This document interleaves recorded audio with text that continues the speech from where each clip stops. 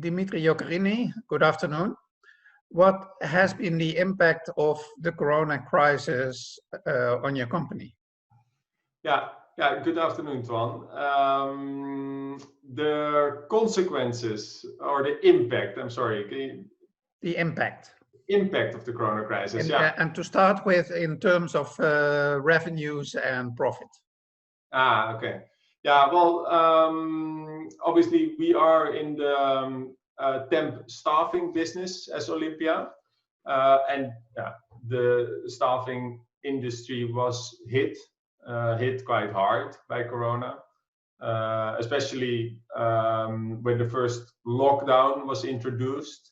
And over the year, the industry has faced a decline. At the same time, looking at us, we were also experiencing a fast decline, obviously, during the first lockdown period. But we are lucky to be in the position that we have chosen for segments and jobs 4 years ago, with the thought of them being more resilient to the cycle, so to say. And that helped us because also during COVID, and that turned out to create growth, top line growth, starting July already, and also ending the year with a growth in top line, and actually ending the year with more workers than ever before, record level workers. And that is as a consequence of the specialization of the focus that you decided on a couple of years ago. Absolutely, yes. For example, we chose for logistics, and then for a big part e-commerce, logistics, but also industry and food, but also contact center. And yeah, those are obviously examples of jobs that are really stable and even growing during this COVID time. So every retail is shifting to online very rapidly, obviously boosting work in logistics, but also in the contact center, combined with a lot of contact center work also actually literally around COVID, for appointments, test appointments, and source and contact research activities. So how do you explain that specialization that you made? Is it, looking in hindsight, is that a lucky guess or exceptional wisdom? It's somewhere in between, I would say. It's not a lucky guess.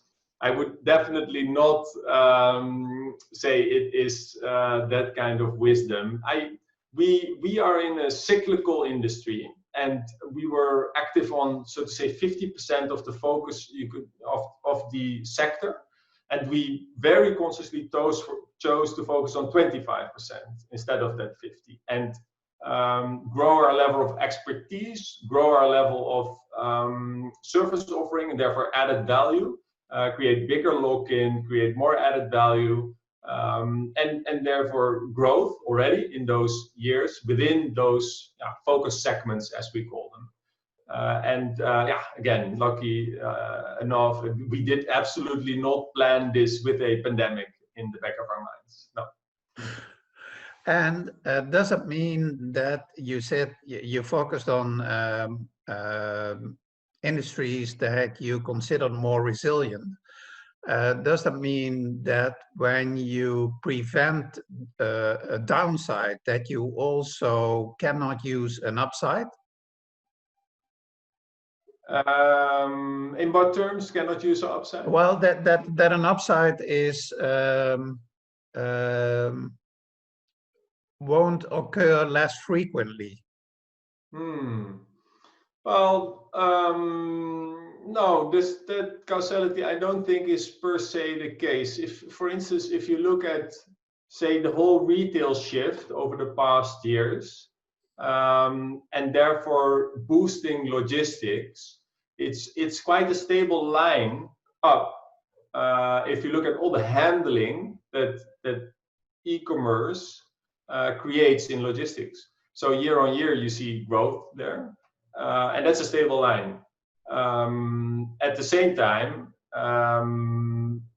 that turns out also to be resilient in the cycle, because both digitization, robotization, and the cycle is being offset by the shift from retail towards online. So both is quite stable and growing, and so to say, resilient in the cycle. Yeah. And for other example is municipalities, for instance. Also, one of our focus segments, being also a stable, obviously, segment, responding differently on the cycle, is responding, but later. So the mix of the focus, both in terms of focus segments and in terms of business mix, also creates a mix where the focus items, so to say, behave different in terms of timing and magnitude. Okay. A downturn. Yeah. For those who don't know Olympia yet, can you give us some key numbers to give us an impression about the company? Yeah, no, sure. Happy to do so. A 50-year-old company to date, last year. Congratulations. Thank you. We employ 16,000 workers. 6 focus segments: primary, logistics, industry, contact center, municipalities, technical, and SME. We have a strong local profile as well, with 135 branches throughout the country that we keep in place. Also working in a combination of owned branches and franchise. So we have a dual distribution model, so to say, and therefore highly entrepreneurial organization, and on top of all, a purpose-driven organization. We are. What is your purpose? Leading the societal transition towards meaningful work. And how do you do that? Well, we believe that in the future, work will be perceived as a set of meaningful activities, both as a source of individual fulfillment and as a source of collective well-being. With that vision of the future and our purpose to lead the societal transition towards that, it is our mission to guide people and organizations through that transition. And we are very disciplined in our purpose, actually translating it in everything that we do. So how do you do that? First, the people that choose for our organization know that they choose to work at a purpose-driven company. By the way we introduce the job, but also the way we interview, the way we test, the way we onboard, the way we develop. It is obviously deeply ingrained in our core values, the way we do our performance management, again, our development of people. But we also translated it to our processes, even our work processes and our service offering. For instance, we don't have job interviews with our temps, but we have meaningful conversations, asking questions like, what do you really set your alarm for? What do you get out of bed for, in essence? And what is the last thing you've done when that you perceived as being meaningful? And we create total different kind of conversations, dialogues there. And we also use that to introduce people at our customers, our clients, and we also have those conversations with our customers, obviously, matching our workers and what really matters for them with the activity of a company, and creating a higher sense of consciousness on why the work that somebody does matters. For instance, if we have somebody working in waste collection in the city of Amsterdam, who actually realizes that he contributes to the city by keeping the streets clean, keeping a healthy living environment, a worker, goes working completely different because he or she realizes that the work matters, that what he or she does matters. And so we reflect, we activate, and we facilitate in that process. Do you think that the current crisis is changing or will change the meaning of work, or how people perceive the meaning of work? Yes, I do. I believe that this is a movement that is unstoppable anyhow. But this crisis also boosts that in certain ways. For instance, if you listen to even the government identifying and addressing vital processes and crucial jobs. And if you look at what the crucial jobs are, that are the jobs, right, in the contact center. Apart, obviously, from healthcare and those tremendously important jobs that obviously keep society running, especially during a crisis like this, and that I think very consciously we already understand, rightfully so, that this is very meaningful work. Apart from that, I think we realize more that also other jobs keep society running, but also looking from a worker perspective, we now experience even more how important it is that you have the social coherence, the work activity, the interaction with colleagues, and therefore also from that perspective, from a personal point of view, what the meaning of work is, apart from what my work, how I perceive my work as being meaningful in my personal and social environment. How easy or difficult was it to stick to the purpose and the values during this crisis? Yeah, it was actually very easy. It was never a dilemma. It's deep, again, it's deeply ingrained in everything that we do. And if you step back and you look at our purpose, leading the societal transition, our brand promise, giving meaning to work, our activities in the past years, creating color books where we say, okay, so we have color books with the police officer and the fireman, obviously, but we created them also with the contact center agent and the logistics employee, and etc. And now having these jobs being identified as crucial, it just tremendously boosts our belief that we already had. And we obviously, as a leader, you really have to step up and change feet in this situation. For instance, also over communicating to our community. What have we been talking about? That is obviously the meaning of work. Also, the contribution that we deliver from obviously a modest facilitating, serving perspective to helping keeping these crucial processes and jobs active. You mentioned earlier that you are defined by an entrepreneurial culture. How did I, looking from outside in, how would I see that entrepreneurial culture pre-corona, and what has happened to it because of corona? Yeah, that is an interesting question.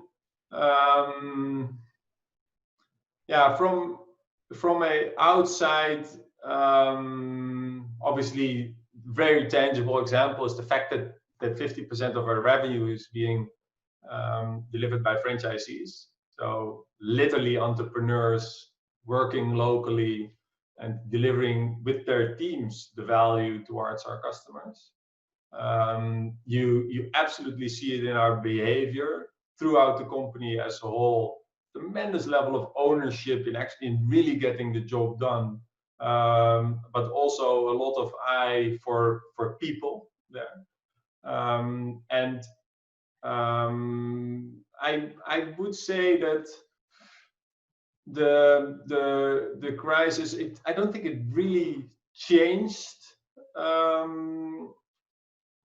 by the crisis, but it just confirmed and it helped us because we have a very high level of agility, obviously entrepreneurial spirit, a certain level of optimism and realism to look at our feet and look at the future and act on what is happening at that moment, and staying really reliable for our customers that in many cases we've known for a long time, obviously because we have a very loyal customer base.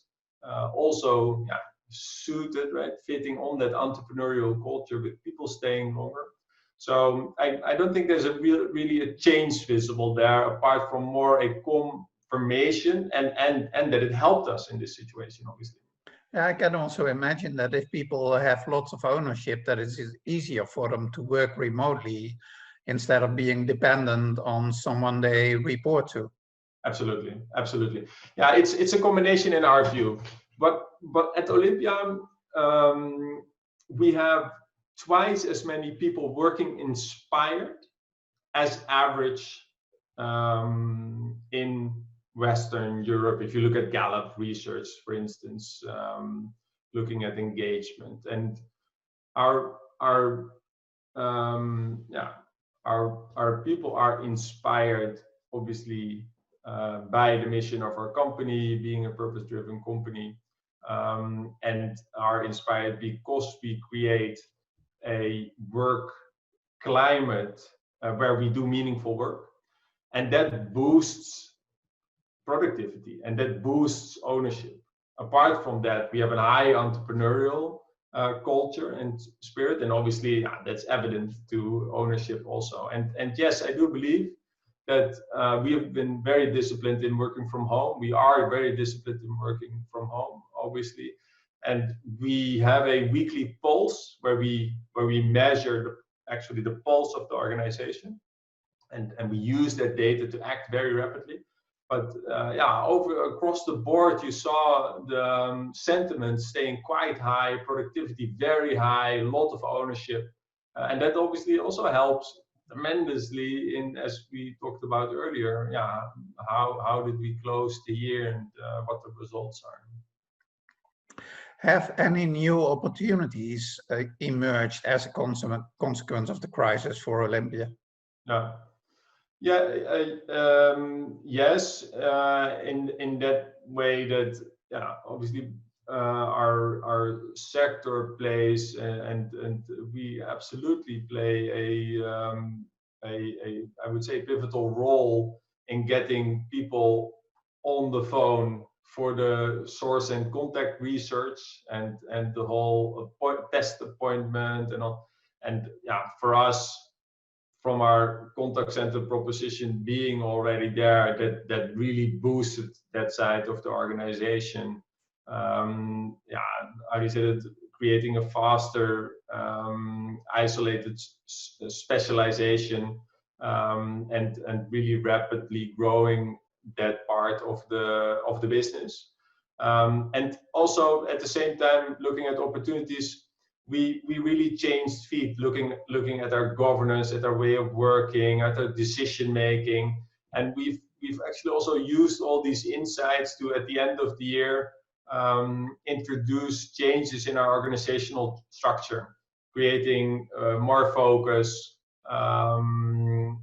different approach in decision making. Can you give an example? Well, for example, we've decided to put sales and operations in one hand. So our COO is now responsible for sales and operations, where prior to this, we had a CCO and a COO as part of the management team. And why did you change that? Well, giving sales and in our business, sales and operations are really closely together. There are certain activities where there's a big wall or a lot of distance, right? But in our situation, it constantly overflows. And putting sales and operations in one hand really helps creating a solid focus on the processes that really matter. Obviously, that is all the service offering towards our temps and the service offering towards our customers. And that is all delivered from sales and operations, you could say. The rest is supportive to that. And yeah, you create easier decision making, better collaboration, more focus on our key processes. Yeah, that I think that the opportunity, as you asked, that in that crisis that we harvested there is yeah, more reflection on the effectivity of our model.